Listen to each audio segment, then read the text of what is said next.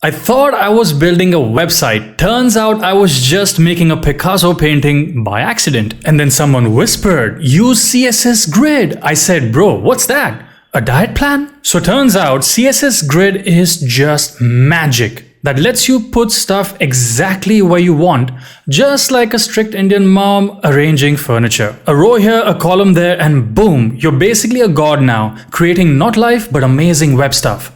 That's a breathing, living thing too, the way I see it. So now we know what a grid is. Now let's dive deeper to see how we can bend the whole web to our will. Okay, so listen, grids are basically two-dimensional, meaning I can place stuff horizontally, vertically, or just flex and do both simultaneously. I can even stack them if I want, like a Jenga tower built entirely out of my bad decisions. Each number here, that's a line. These are row lines, these are column lines, and together they make cells. Each little square is a cell. Each cell is waiting for you to either design greatness or cause a CSS meltdown. That's your choice. Now let's create a grid and deep dive into it. We start with a container div. Inside it, some item divs. Item 1, 2, 3.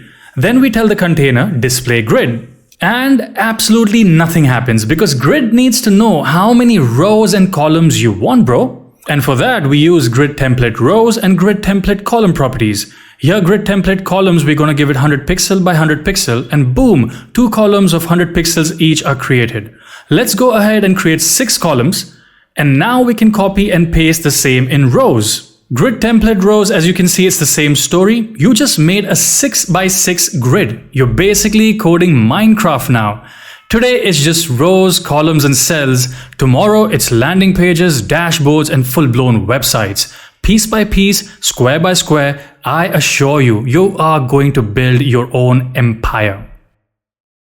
Now, positioning an item in CSS Grid is kinda like booking seats at a concert. You pick a row, you pick a column, and pray that you don't end up behind a pillar. So you grab your item, let's say item 1, and you tell it grid row start, grid row end, grid column start, grid column end, and you give it values like I want grid row to start at 1 and end at 3, column to start at 1 and end at 5, and then the items are placed in that grid. But yeah, that's whole 4 properties. Just to move one thing, it's like ordering a coffee and ending up in a whole therapy session. Item 1 now starts at line 1 of the rows, ends at line 3. Starts at line 1 of the columns and ends at line 5. And the other 2 items, yeah, they just got yeeted out of the way because we didn't assign them proper coordinates. Tough world, but writing 4 properties every time? Bro, my fingers got tired just typing that. But there's a shortcut, grid row and grid column. First value equals start line / second value equals the end line. Here again, row starts at 1, ends at 3, and column starts at 1 and ends at 5. It's about taking control of the space you move through. Now, sometimes you want an item to stretch like real wide because why fit in when you can dominate the grid? Let's say I want my second item to span 2 rows and 2 columns. I could write grid row 1/3, grid column 5/7. And boom, it works like magic. Looks clean and feels powerful. But writing start lines and end lines every single time, it feels like solving math homework in the summer. Here's the hack. Instead of all that, just use the span keyword. Basically, you're telling the grid, hey, wherever I am, stretch me across 2 cells, thank you. It is way easier to read and way less brain damage. That's why people love using span. But small catch. If nearby items change size, your spanned item can get pushed around like a noob. If you need precision, use start and end lines. If you just want to vibe, span it, baby. Sometimes you anchor down, sometimes you ride the waves. Master both and you'll master the game. Using grid row and grid column is good, but what if you could just drop a whole bomb and position everything at once? Enter grid area.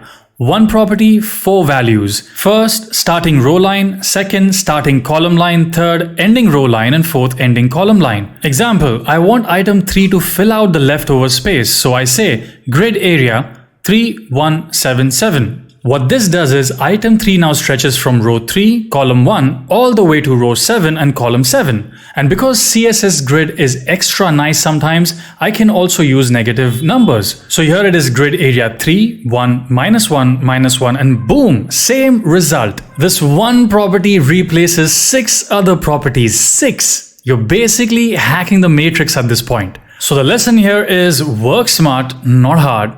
Use the hidden shortcuts because mastery isn't about doing more. It's about doing less, but with more impact.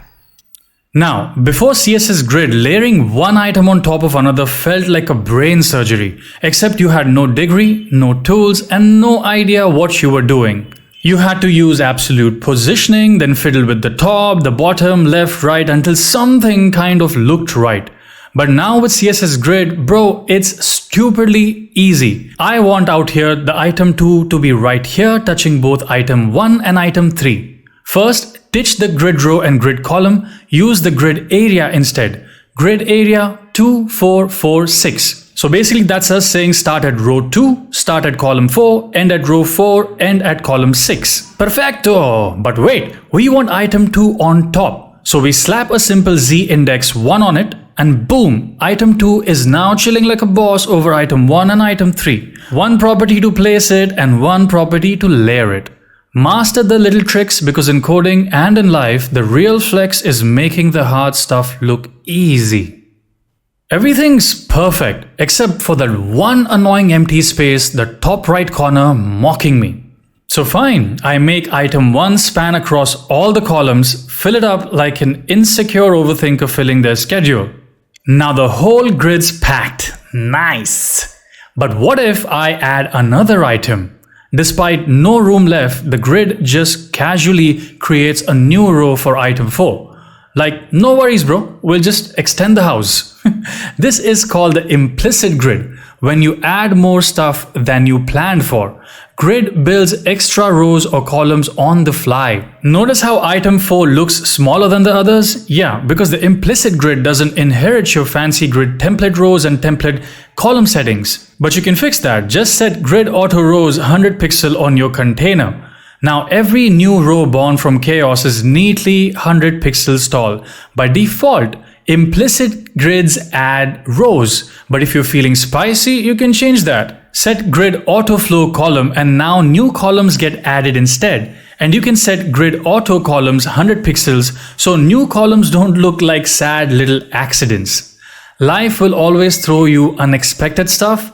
Master how you expand under pressure, and that's how you outgrow the chaos. Alright, let's reset this mess. Comment out almost everything except grid template rows and grid template columns. Inside these templates, you can use more than just boring pixels. You can use ems, rems, percentages, or the cool kid on the block, the FR unit. I'm giving rows 2 values of 100 pixels and columns 3 values of 1 FR. The FR unit stands for fractional, meaning it divides up whatever space is left. 3 columns each getting an equal slice of the pie. Nice, fair, and democratic.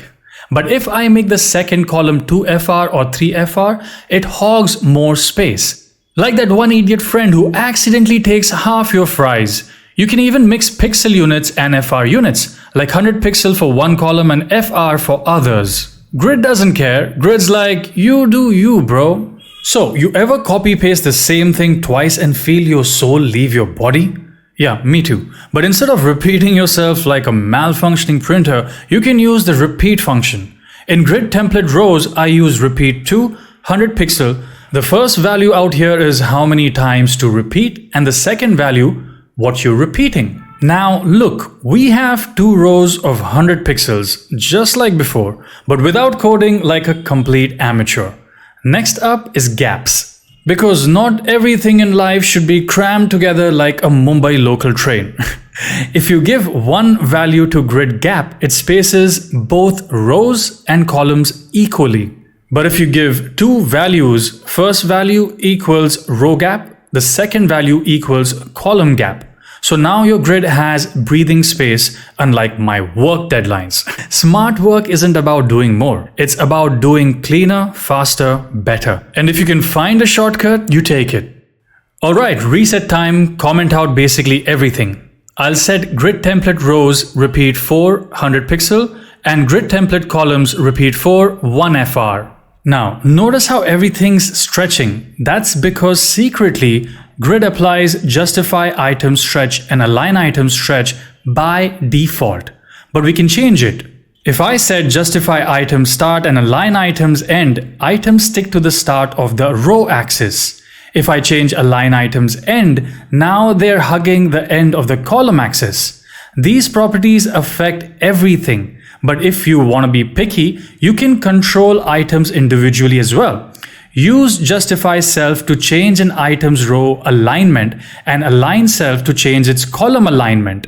Example, justify self center, align self stretch. Item 1 now lives by its own rules. Main character energy, oh yeah! Now, let's clean things up even more.